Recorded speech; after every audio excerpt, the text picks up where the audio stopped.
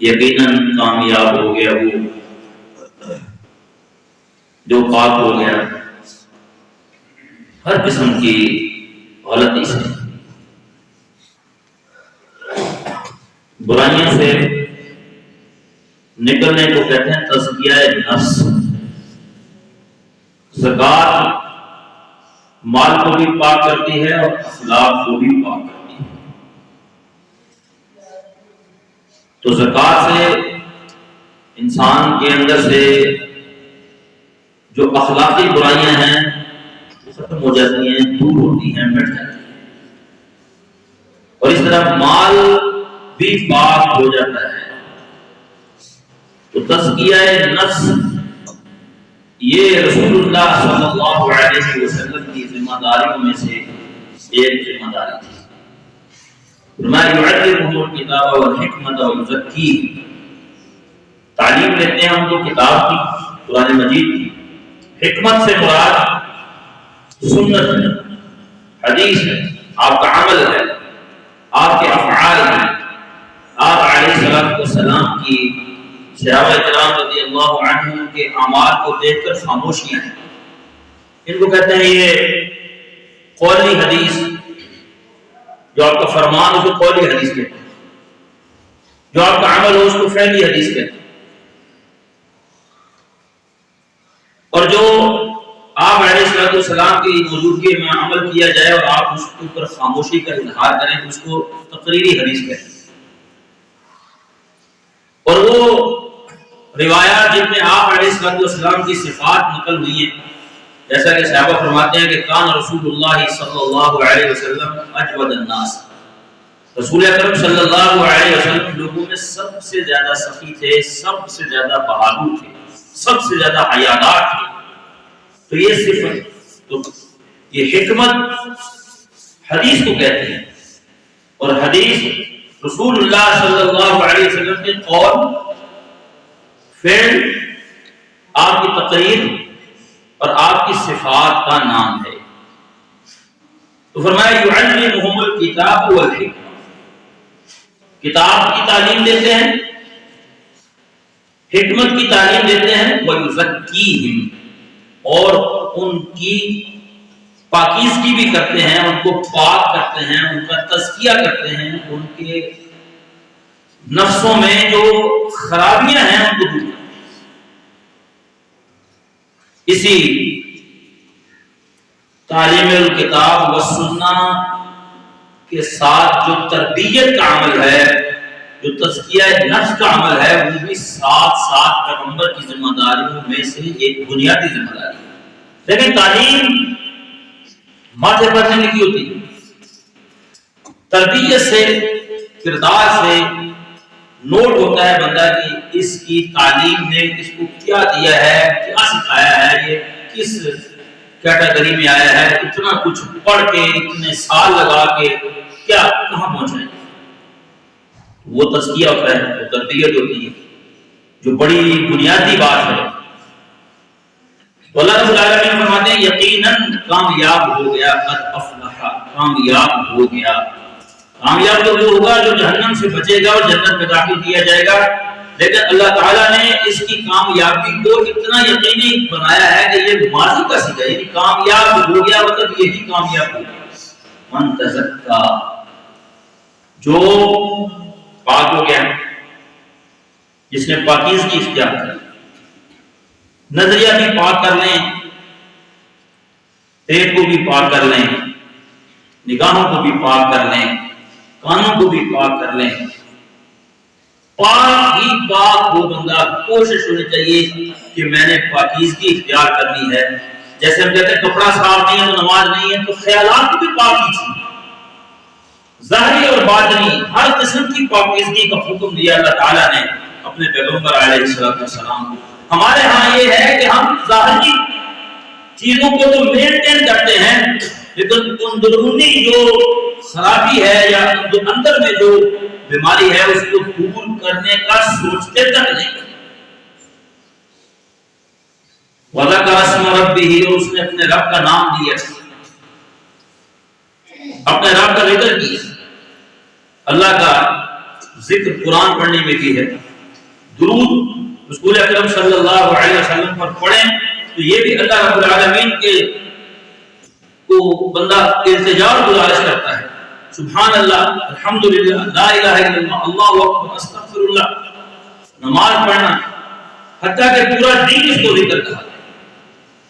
اب میں فصلہ اس نے نماز بھی پڑھی. تو ہماری جو پیچھے گفتگو چل رہی تھی نماز کے حوالے سے، تو اس حوالے سے ایک بات یہ کرنی تھی کہ بہت سارے لوگ نماز میں آنکھیں بند کر لیتے اور وہ یہ سمجھتے ہیں کہ اس سے شاید زیادہ خشوع و خضوع ہوتا ہے، جبکہ حدیث میں لفظ آتے ہیں کہ وانظر حیث تسجد، جہاں پہ آپ سجدہ کرتے ہیں وہاں دیکھیں. عام طور پہ لوگوں کو یہ بات معلوم ہوتی ہے کہ رکوع کی حالت میں انگوٹھوں کو دیکھنا چاہیے. ایسی کوئی بات نہیں. رسول اکرم صلی اللہ علیہ وآلہ وسلم کا فرمان یہ ہے وانظر حیث تسجد، جہاں پہ آپ نے سجدہ کرنا ہے پوری نماز میں وہاں دیکھیں. تشہد کی حالت میں جب بیٹھتے ہیں، پہلا ہو یا دوسرا تشہد ہو، تو شروع سے لے کر آخر تک انگلی کو حرکت دینی ہے. یہ والی بات اسپیشلی کسی بھی روایت میں نہیں ہے کہ اشہد کے اوپر اٹھائیں، اللہ الہ کے اوپر نیچے پھر ایسے دو بار کر کے نیچے رکھتے ہیں. یہ اسپیسیفکس کا جو یہ مطلب عمل ہے، اس کی کوئی ایسی روایت ہے نہیں. رسول اللہ صلی اللہ علیہ وسلم سے جو روایات ملتی ہیں کان یحرکھا، کان یدعو بہا، کان یشیر بہا، اس کو حرکت دیتے تھے، اس کے ساتھ اشارہ کرتے تھے، اس کے ساتھ دعا کیا کرتے تھے جب تشہد میں بیٹھتے تھے. تو یہ جو ترتیب بنی ہے کہ اشہد کے اوپر اٹھا لیتے ہیں اور اللہ الہ کے اوپر نیچے کر لیتے ہیں، پھر اللہ کے اوپر ایک دو کر کے پھر نیچے رکھ دیتے ہیں. اچھا، کچھ لوگوں کو یہ ہاتھ بھی رکھنا نہیں آیا آج تک. ان کو یہ ہاتھ رکھنے کا طریقہ بھی نہیں آتا، وہ سیدھا ہاتھ رکھتے ہیں. یہ میرا گھوٹا پہ ہے ویسے آتا ہے. جو سوئے ہوئے ان کو اٹھا لیں، ایسے ایسے نہیں. اس کے طریقے آپ دیکھ لیجئے. ایک طریقہ یہ ہے کہ یہ آپ ہاتھ دیکھ رہے ہیں، اس پورے ہاتھ کو آپ بند کر لیں یہ اور انگلی یہاں رکھ لیں، یہ انگوٹھا، یہ تینوں انگلیاں بند کر لیں، انگلی انگوٹھا یاد رکھیں. دوسرا طریقہ یہ ہے کہ آپ ساری انگلیاں ایسے جو ہے وہ بند کریں لیکن انگوٹھا اندر رکھ لیں، یہ بھی ٹھیک. تیسرا طریقہ، انگلیاں جو ہے وہ ساری بند کریں اور انگوٹھا یہ شہادت والے انگلی کی آخری جڑ میں رکھیں. اس کو عربی میں 53 کہتے ہیں. 53 اقل 53. اللہ کے رسول علیہ الصلوۃ والسلام تشہد میں 53 کی گرہ لگاتے تھے. 53 یہ 53 ہے. کس طرح 53 ہے؟ یہ شہادت والی انگلی کا یہ جو پورا ہے اس کو کہتے ہیں 10. یہ ادھر 10 سیکھنا پڑتا ہے، پر آپ سب سے دیکھ لیں ایک دفعہ، کبھی موقع ملا تو سیکھ لیجیے گا. یہ 10 ہے، پھر ادھر رکھیں گے جو 20، یہ پھر 30 ہے، یہ 40، یہ 50، 10 کے مخالف کریں گے یہ 60، پھر یہ 70، 80 اور یہ 90. اور یہ اب جو ہے وہ 1 2 دیکھیں، 1 2 3 4 5 6 7 8 9 اور یہ 50. 50 کے بعد جو ہے یہ ہو گیا کتنا؟ 59. اگر اس کو تھوڑا سا بند کریں تو یہ 53 ہے. فرق دیکھ لیں، یہ 50، یہ صرف 50 ہے، 50، یہ 53 اور یہ 59، یہ 9 ہے. 1 2 3 4 5. اب دیکھیں یہ انگلیاں جو ہے نا ابھی تھوڑا سا آگے بند ہوتی ہے. 6 7 8 9. پہلے اسٹیپ میں 1 2 3 یہ پیچھے بند ہوتی ہے. دوسرے اسٹیپ میں آگے بند ہوتی ہے، وہ 9 ہے، یہ 3 ہے. 3 اور 50 53. تو ایک طریقہ یہ ہے کہ رسول اللہ صلی اللہ علیہ وآلہ وسلم تشہد میں 53 کی گرہ لگاتے تھے، اور ایک طریقہ یہ ہے کہ آپ صلی اللہ علیہ وآلہ وسلم درمیان والی جو انگلی ہے اس کو وسطی کہتے ہیں، وسطی، اس کو ساتھ اور ابہام، انگوٹھے کو کہتے ہیں ابہام، اور یہ وسطی، ان دونوں کا ہلکا بنائیں، دونوں بند کریں، یہ ہلکا بنائیں اور اس کو ہلاتے رہیں۔ تو کتنے طریقے ہو گئے؟ دوبارہ دیکھیں، یہ پوری انگلیاں بند کر لیں، انگوٹھا یہاں رکھ لیں، پوری انگلیاں بند کر لیں، انگوٹھا اندر رکھ لیں، ٹھیک ہے جی، 53 کر لیں اس کو، اور یہ والا طریقہ بھی اختیار کر سکتے ہیں۔ اب جو سیدھا رکھنا ہے یہ درست نہیں ہے، اور ساتھ اس کے جو صرف اشہد کے اوپر اٹھانا اور باقی پھینک دینا یہ بھی درست نہیں ہے، اس کو حرکت دیتے ہیں۔ تو ساری نماز میں سجدے کی جگہ پہ دیکھنا ہے۔ حدیث میں آتا ہے لا یجاوز بصرہ اشارتہ، جب تشہد میں تشریف فرما ہوتے تو آپ کی نگاہ مبارک آپ کے اشارے سے تجاوز نہیں کرتی، لیکن نگاہ پھیلتی ہے، پھیلنا اور چیز ہے، لیکن آنکھوں کو گھمانے سے رسول اللہ صلی اللہ علیہ وآلہ وسلم نے منع کیا اور فرمایا کہ شیطان بندے کی نماز میں سے اپنا حصہ نکال لیتا ہے۔ کچھ لوگ ہوتے ہیں نماز میں کھڑے ہوتے کبھی ادھر دیکھ رہے ہوتے ہیں، کبھی اوپر دیکھ رہے ہیں، میدان کی طرح چھاتا ہے، پھر شروع ہو جائے گی۔ ایک بندہ اس طرح سے وہ دیکھ رہا ہے تو بندے نے اس کو آنکھوں میں، اس نے جب آنکھوں سے آگے پھیری پھر بندہ شرمندہ تو ہوتا ہے نا، جب میں نماز پڑھ رہا ہوں اور میں دیکھ رہا ہوں کہ میری آنکھوں سے آنکھیں مل گئی کسی بندے سے، تو اس کو پتا لگ گیا کہ یہ بندہ جو ہے نماز میں ادھر ادھر دیکھ رہا ہے۔ تو وہ بندہ تھوڑا سا شرارتی تھا، تو اس نے آگے لوگوں کا ہاں بھائی اکھاں ماری، ٹھیک کر رہے ہیں نماز پڑھ، میرا کی دیکھ رہے ہیں۔ ایک بندہ نماز میں اس لیے کر رہا تھا، اس نے نماز کے بعد کہا بھی آپ نے نا نماز میں یہ بھی خرابی کی، یہ بھی خرابی کی، یہ بھی خرابی کی۔ تو اس نے کہا بھی تم اپنی نماز پڑھ رہے تھے کہ میری غلطیاں نوٹ کر رہے تھے؟ تو کچھ طریقے ہوتے ہیں سمجھانے کے۔ خیر نظر کا پھیلنا اور چیز ہے، بات سمجھ؟ بس میں اس موبائل کو دیکھ رہا ہوں لیکن مجھے ادھر کا ستون بھی نظر آ رہا ہے، ادھر کا، لیکن آپ دیکھ رہے ہیں کہ میری آنکھیں گونج، لیکن جب میں ادھر دیکھوں گا تو یہ اس سے منع کیا ہے، اور یہ غلطی عام ہے۔ اور کئی لوگ تو نماز میں گھڑی کو بھی دیکھ رہے ہوتے ہیں، گھڑی کو دیکھ رہے ہوتے ہیں کتنے منٹ ہو گئے میں نماز پڑھوں۔ تو یہ سارے طریقے نماز کے اندر سے شیطان اپنا حصہ حاصل کرتا ہے اور ثواب کم کر دیتا ہے۔ تو آنکھیں بند کرنا نماز میں درست نہیں ہے، آنکھیں گھمانا پھیرنا درست نہیں ہے، آنکھیں آسمان کی طرف اٹھانا درست نہیں ہے۔ ساری نماز میں سجدے کی جگہ پہ دیکھنا ہے، اور تشہد کی حالت میں اپنی نگاہ انگلی کے اوپر رکھنی ہے۔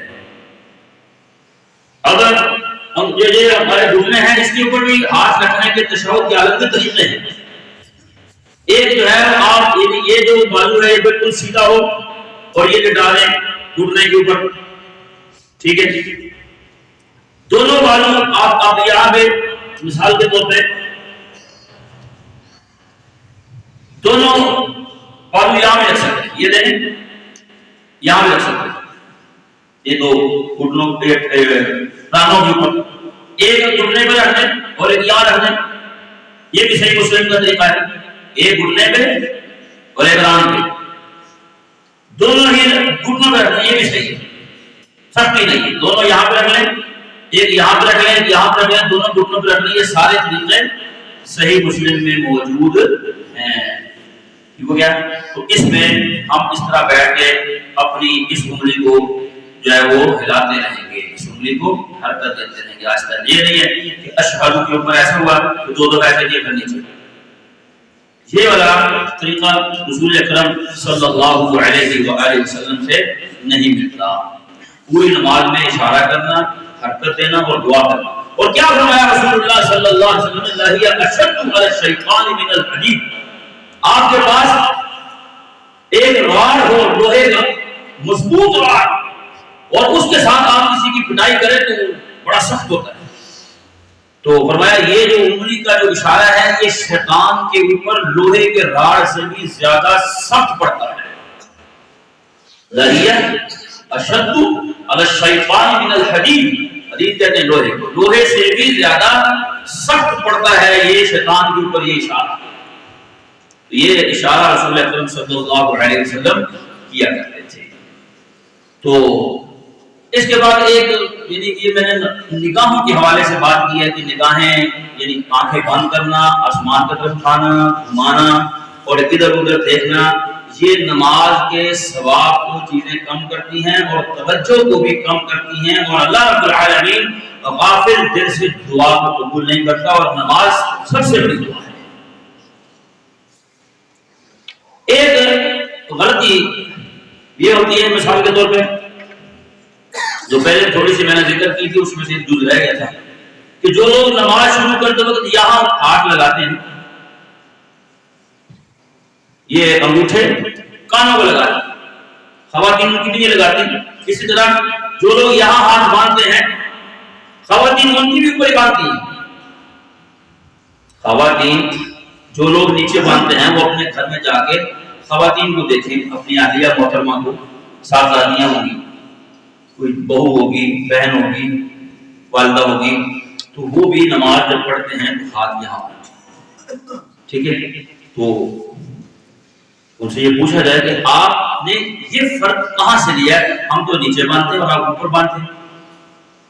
اس کی کوئی تو لاجک ہونی چاہیے، اس کا کوئی فیصلہ تو ہونا چاہیے کہ آپ کو اوپر کس نے کیا اور ہمیں نیچے کس نے کیا، اور آپ کو یہاں پہ ہاتھ لگانے سے کس نے روکا ہے اور ہمیں کس نے کہا ہے۔ یہ کوئی لڑائی جھگڑے والی بات نہیں ہے، صرف اور صرف ڈیبیٹ کیجیے، پوچھیے، آپس میں مشورہ کیجیے، تو بات نکھرتی ہے، سمجھ آتی ہے، فہم و تفہیم کے میں جو ہے وہ انداز میں۔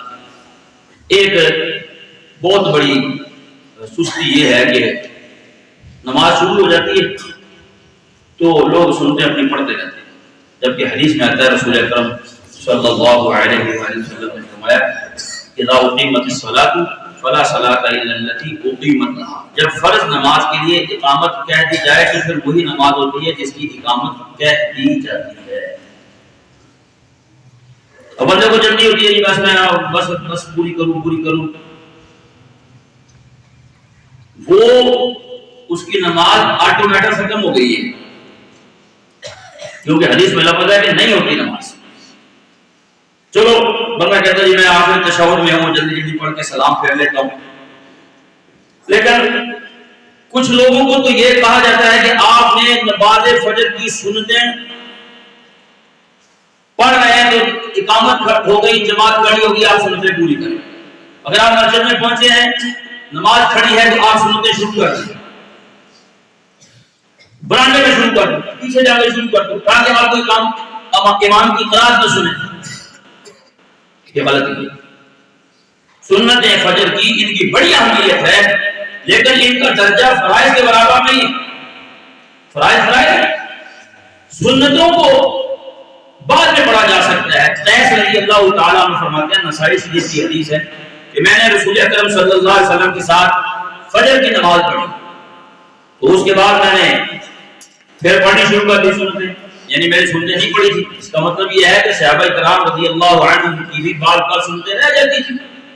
جب فرض نماز کھڑی ہے تو نفل نماز ہوتی نہیں، اگر پڑھ رہے ہیں تو چھوڑنی پڑے گی، اور اگر آپ آئے ہیں حدیث میں دیکھیں اس کی بھی مخالفت ہے، بتایا جب بھی تم میں سے کوئی بندہ مسجد میں آئے اور جس حال میں امام ہو وہی حالت اختیار کر لے۔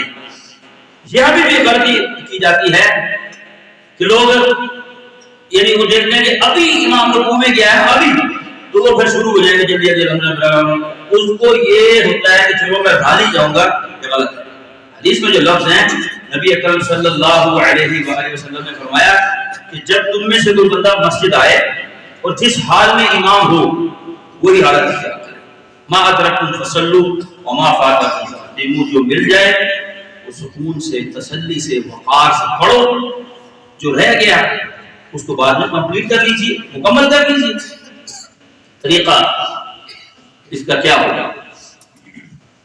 جو مل جائے، مثال ایک بندے کو ظہر کی نماز کی تیسری چوتھی رکعت ملی ہے، تو اس میں دو باتیں سامنے آتی ہیں، جو بات زیادہ دلائل کے قریب ہے میں آپ سامنے وہ رکھ رہا ہوں کہ وہ سمجھ لے کہ مجھے یہ تیسری چوتھی ملی ہے۔ حدیث میں لفظ دیتے ہیں ما ادرکتم، جو تمہیں مل جائے، تو وہ تیسری چوتھی ہی پڑھے گا، اٹھ کے پہلی دوسری پڑھے گا۔ پہلی دوسری رکعت میں اور تیسری چوتھی رکعت میں فرق کیا ہے؟ پہلی رکعت میں جب ہم اللہ اکبر فرمایا، تحریم ہوا التکبیر، نماز کی ابتدا اللہ اکبر سے، اس سے پہلے کچھ نہیں۔ اس کے بعد سبحانک اللہم ہے، جب ہم کھڑے ہوں گے تو سبحانک اللہم اب نہیں پڑھنی۔ کیوں نہیں پڑھنی؟ کیونکہ سبحانک اللہم یا اللہم باعث بینی یا کوئی بھی دعا استفتاح جسے کہا جاتا ہے اوپننگ کے لیے، وہ نماز کی ابتدا ہو چکی ہے۔ اب ہم نے سبحانک اللہم نہیں پڑھنی۔ اب ہم نے جب کھڑے ہونا ہے، امام نے سلام پھیر دیا اور ہم نے امام کے ساتھ تیسری اور چوتھی رکعت پڑھی، تو پہلی اور دوسری رہ گئی ہے، تو کھڑے ہو کے ہم نماز کی ابتدا سبحانک اللہم سے نہیں کریں گے، بلکہ رفع الیدین سے، کیونکہ حدیث میں آتا ہے وَإِذَا قَامَ مِنَ الرَّكْعَتَيْنِ، جب رسول اکرم صلی اللہ علیہ وسلم 2 رکعتوں سے تیسری رکعت کے لیے اٹھتے تھے تو رفع یدیہ حذو منکبیہ، اپنے دونوں ہاتھوں کو اپنے کندھوں کے برابر اٹھاتے تھے، دونوں ہاتھوں کو اٹھائے۔ اس کے بعد اعوذ باللہ السمیع العلیم من الشیطان الرجیم من ہمزہ ونفخہ ونفثہ، نماز کے اندر پڑھا جانے والا تعوذ جیسے اعوذ باللہ من الشیطان الرجیم ہے، چلو اس کی بھی گنجائش ہے، لیکن مسنون نماز کے اندر جو تعوذ ہے وہ یہ ہے اعوذ باللہ السمیع العلیم من الشیطان الرجیم من ہمزہ ونفخہ ونفثہ، جس کو یہ یاد ہے چلو اعوذ باللہ من الشیطان الرجیم۔ ایک اور بھی یہاں پہ آپ بات سمجھ لیجیے، مثال ہم نے جب نماز امام کے ساتھ ملے ہیں آگے، اگر تو ہمیں کوئی رکعت نہیں ملی، تشہد میں ملے ہیں، پھر تو یہ تعوذ لازمی پڑھنا ہے، پھر یہ تعوذ لازمی ہے، کیونکہ ہم نے پہلے تعوذ نماز میں پڑھا نہیں، اب ہم قرآن کی ابتدا کرنے لگے ہیں، سورہ فاتحہ پڑھیں گے نا، دعائے استفتاح تو ہم نے پڑھنی نہیں کیونکہ ہماری نماز کی ابتدا ہو چکی ہے۔ تو اگر ہمیں کوئی رکعت نہیں ملی، ہم تشہد میں ملے آگے، پھر کھڑے ہو کر رفع الیدین بھی نہیں کرتے، بس ہاتھ باندھے اور فوراً اعوذ باللہ السمیع العلیم من الشیطان الرجیم من ہمزہ ونفخہ ونفثہ، اگر یہ یاد نہیں اعوذ باللہ من الشیطان الرجیم، اس کے بعد بسم اللہ الرحمن الرحیم الحمدللہ رب العالمین الرحمن الرحیم مالک یوم الدین الی آخر، سورہ فاتحہ پڑھ لیں۔ اب ہم کون سی رکعت پڑھ رہے ہیں؟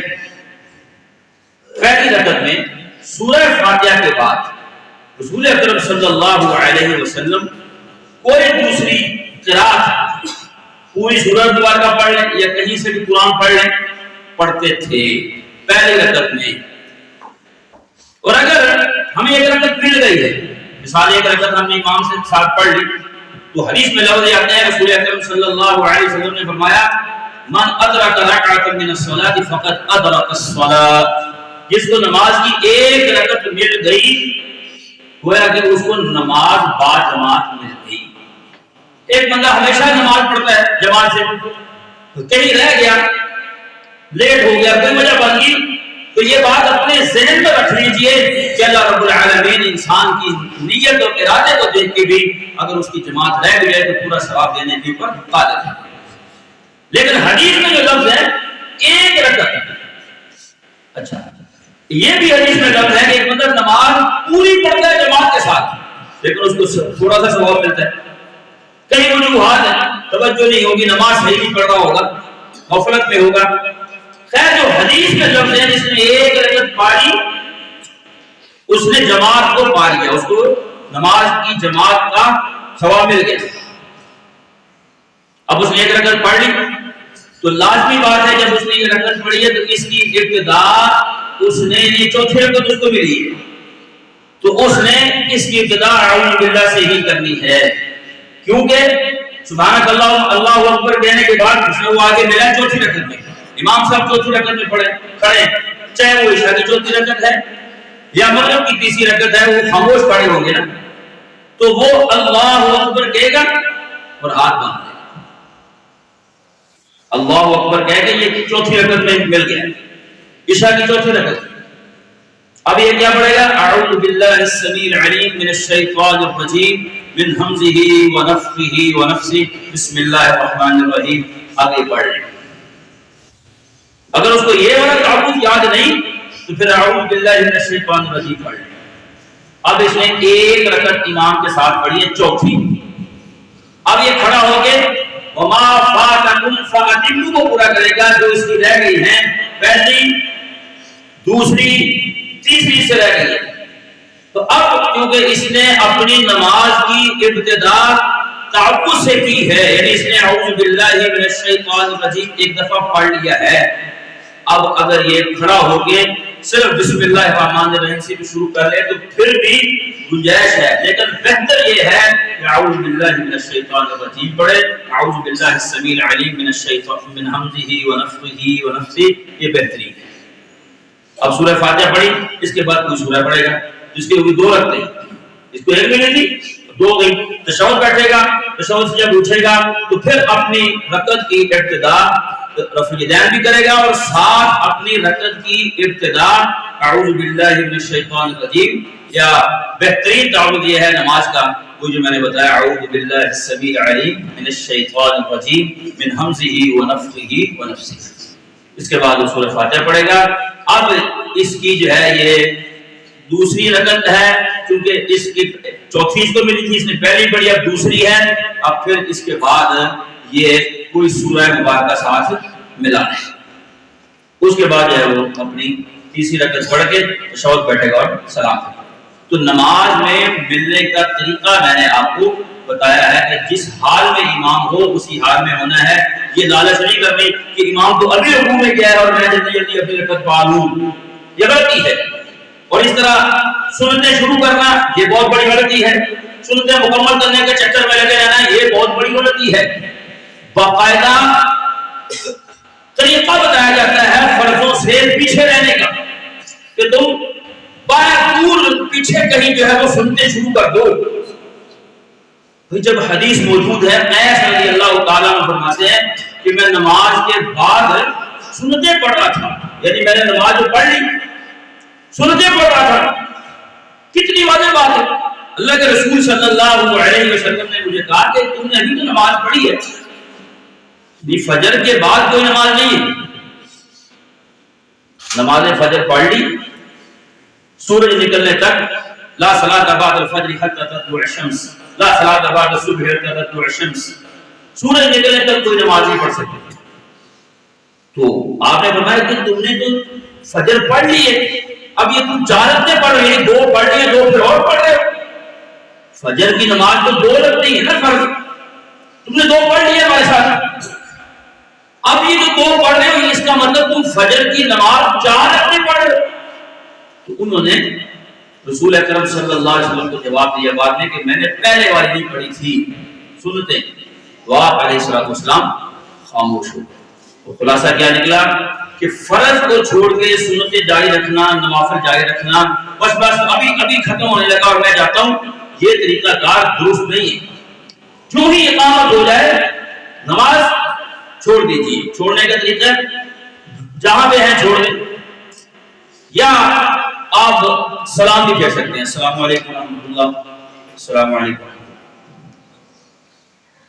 اگر نماز میں اس کے ساتھ ملا وہ مسئلہ ہے، اگر نماز میں کسی کا وضو مس ہو گیا، کینسل ہو گیا، اس کا وضو ٹوٹ گیا ہے یا اس کو اتنا حاجت ہو گئی ہے تو وہ اسی حال میں لوگوں سے بچنے کے لیے کھڑا نہ رہے کہ لوگ کہا کہ یہ اس کا وضو ٹوٹ گیا.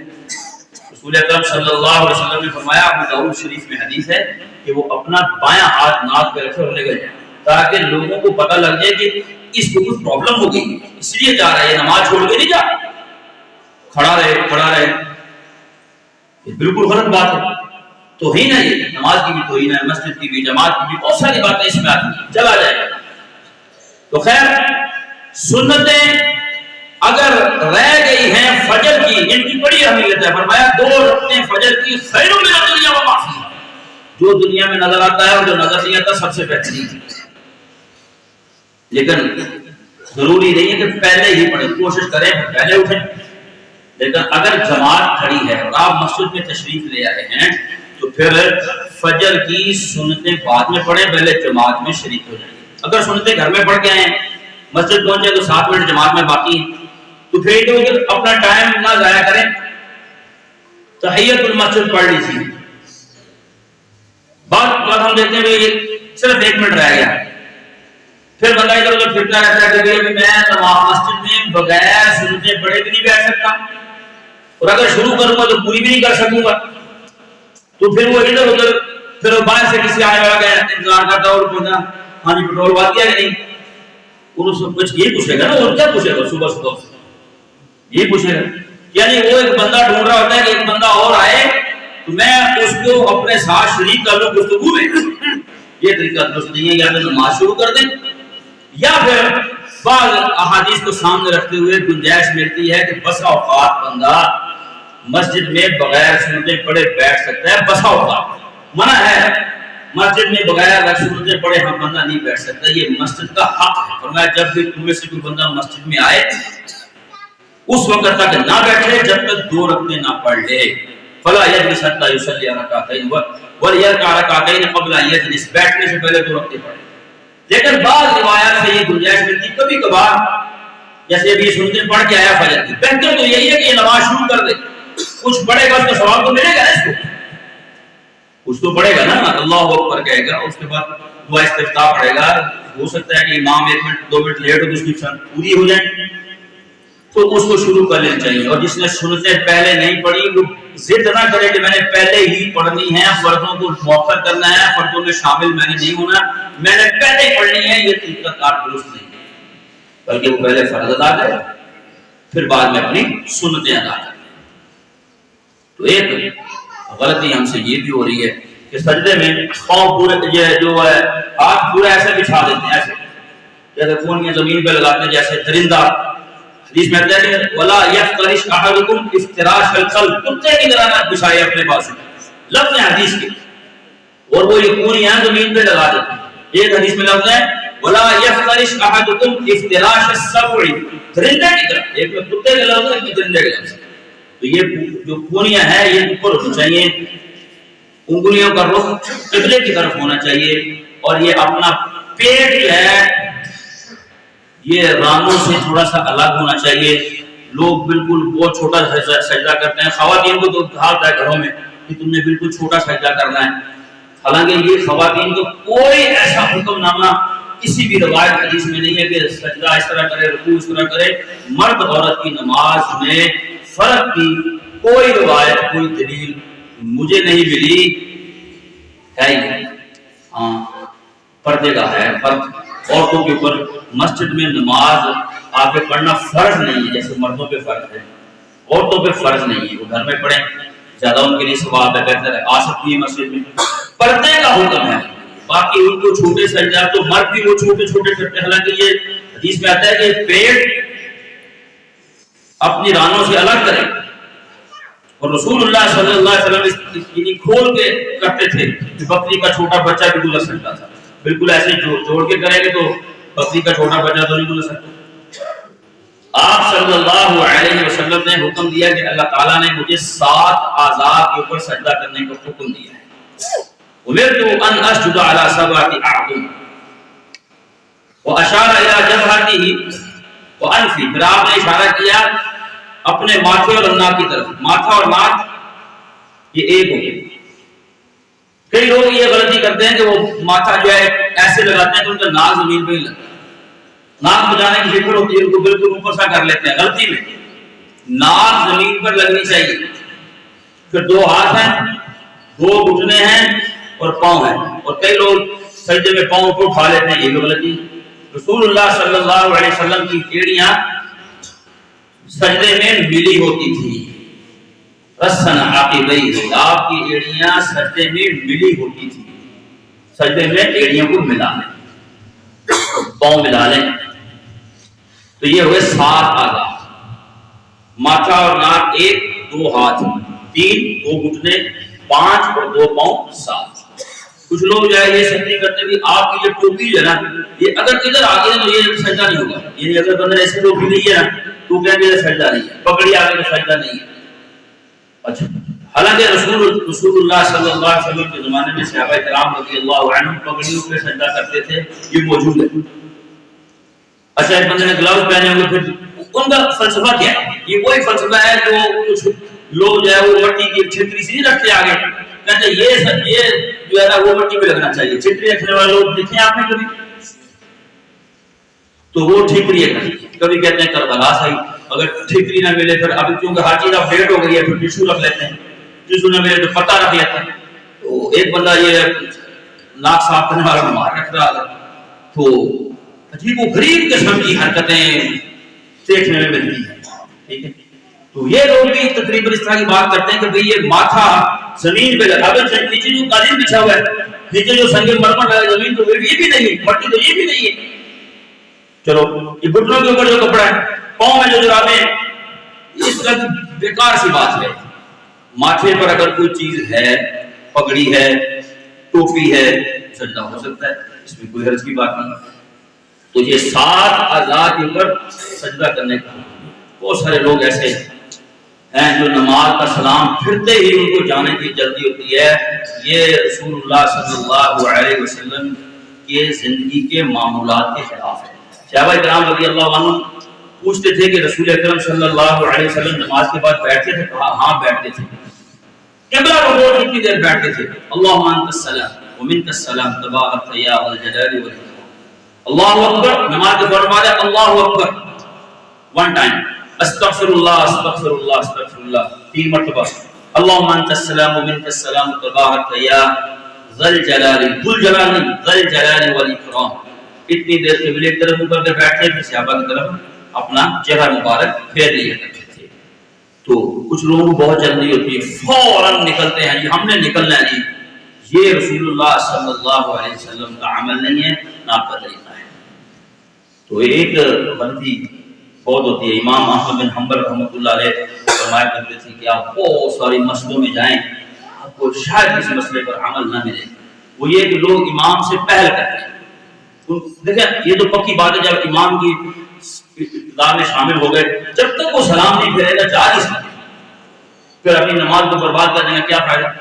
صحابہ فرماتے ہیں کہ ہم اس وقت تک لم یہن منا راجل ظہرہ، ایک بندہ بھی اپنی کمر نہیں چکاتا تھا حتیٰ کہ رسول اکرم صلی اللہ علیہ وسلم اپنا سر مبارک سجدے میں رکھ نہیں لیا کرتے تھے۔ صحیح بخاری کی روایت۔ اور آپ نے فرمایا لوگوں میں تمہارا امام ہوں۔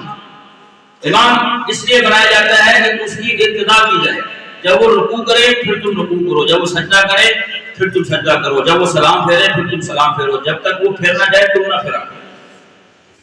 اور آپ نے فرمایا رکوع اور سجدہ کرنے میں مجھ سے آگے مت نکلو۔ پھر فرمایا وہ بندہ ڈرتا نہیں بندہ جو اپنا سر امام سے پہلے اٹھاتا ہے، امام سے آگے نکلتا ہے، وہ ڈرتا نہیں کہیں اللہ تعالیٰ اس کا سر گدھے کا سر لگا۔ تو ایک واقعہ لکھا ہوا ہے، ایک بندے نے ایسے چیلنج کر دیا جیسے ہم بھی چیلنج کرتے ہیں، اگر میرے اور آپ کو اللہ کا رحم ہے تو اللہ سے ڈر چاہیے۔ اس نے چیلنج کر دیا، اس نے کہا یہ کیسے ہو سکتا ہے؟ بندہ بھی پڑھا لکھا سمجھدار تھا، ایسے اس نے کیا۔ تو ہمارے استاد حافظ اسلام بھٹوی حافظ اللہ تعالیٰ بتاتے تھے کہ اللہ تعالیٰ نے اس کی شکل گدھے کی شکل بنا دی، پھر وہ ساری عمر رومال لپیٹ کے کرتا تھا۔ اس طرح کی تو سرکشیاں ہم کرتے ہیں بڑی، کہ اگر میں اور آپ بچے ہوئے ہیں تو بچ جائیے، اللہ سے ڈر جائیے۔ یہ جو بندہ اس کے بارے میں فرمایا ہے جو بندہ امام سے پہلے سر اٹھاتا ہے، اما یخشى الذی یرفع رأسہ قبل الامام ان یحول اللہ رأسہ رأس حمار، اللہ کے اس کا سر گدھے کا سر نہ بنا دے، اور یہ صورت وہ صورت حمار، یہ اس کی شکل گدھے کی شکل نہ بن جائے۔ صحیح بخاری کی حدیث۔ یہ پیاز لہسن کچے کھا کے مسجد میں آنا منع ہے، آپ نے فرمایا جو کھائے ہماری مسجد کے قریب نہ آئے۔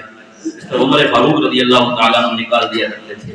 سگریٹ تو اس کی بدبو تو جاتی نہیں، اسمیل تو جاتی ہی نہیں، کپڑوں سے نہیں جاتی، بدن سے نہیں جاتی۔ یہ پتہ نہیں حدیث میں جو آتا ہے اللہ کے رسول صلی اللہ علیہ وسلم نے فرمایا فإن الملائکۃ تتعظم مما يتعظم منه الانس، جن چیزوں سے انسانوں کو تکلیف ہوتی ہے ان چیزوں سے فرشتوں کو بھی تکلیف ہوتی ہے۔ تو اس طرح کی یہ چیزیں کھا کے ایک بڑی ہمارے ہاں، میں تو بالکل شارٹ کر رہا ہوں کہ تبرک نہیں ہے، آخری وقت میں تبرک نہیں کرتے۔ تورک کا مطلب یہ ہوتا ہے کہ دایاں پاؤں کھڑا کریں اور بایاں اس کے نیچے سے نکال دیں اور اپنی پیٹھ پہ بیٹھ جائیں. اگر کسی کا کوئی مسئلہ نہیں ہے تو وہ تورک کرے. یہ رسول اللہ صلی اللہ علیہ وآلہ وسلم کی زندگی کا عمل ہے. تو یہ نماز کے حوالے سے جو ہم پچھلے 2-3 بات سے چند باتیں سیکھ رہے تھے تو کچھ کوشش کی کہ ان کو سمیٹا جائے. بہت ساری ایسی چیزیں بھی ہیں جن کا احاطہ نہیں ہو سکا. اللہ کریم سے دعا ہے مجھے اور آپ کو اپنی نمازوں کی اصلاح کرنے کی توفیق عطا فرمائے. سبحانک اللہم و بحمدک اشہد ان لا الہ الا انت استغفرک و اتوب الیک.